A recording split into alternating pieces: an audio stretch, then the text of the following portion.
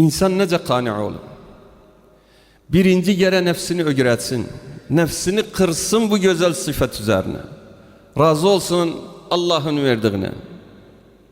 Çünkü zenginlik Peygamber aleyhissalatu vesselam bizimce açıkları bir zenginlik malda, mülkte değil, onun fazlalığında değil. Zenginlik insanın nefsi zengin olsun, gözü az olmasın.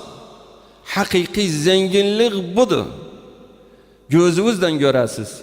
Zengin var Allah subhanahu ve teala onca mal verip özüne, evine, uşağına pay eder, yüzlerce il yaşasalar, hele de görürsen gözü haramdadır. Hele de görürsen hile ediri, gış ediri, yalan diri, faiz yeri bes malı fazla olsun.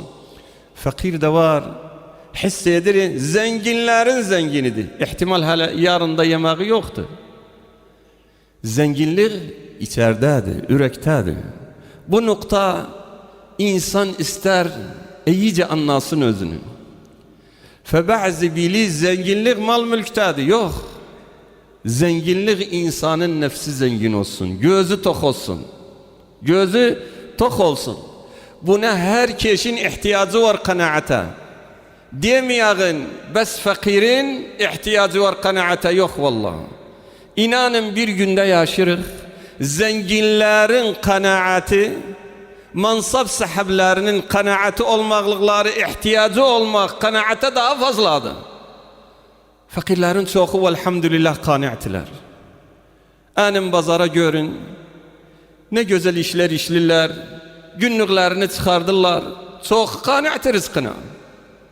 Ve görürsen gülmek var üzerlerinde, şükredirler Allah'a tebaraka ve teala. Ama gelenim o zenginlerin kanaatını, çoğuluk faiz yiyen, faizden işleyen, haram yiyen, yalan eden, ticarette gış eden, başkası üzerine bağ eden, taaddi eden, mali eden.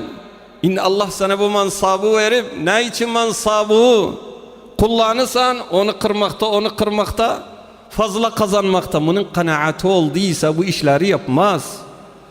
Muvazzaf güzel bir ratibe alırsan, başudan da ukarıdır, kanaati yoktur.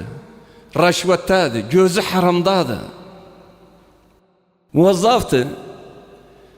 Maaş sahabidir. Ben ha zamandam sahabi olam.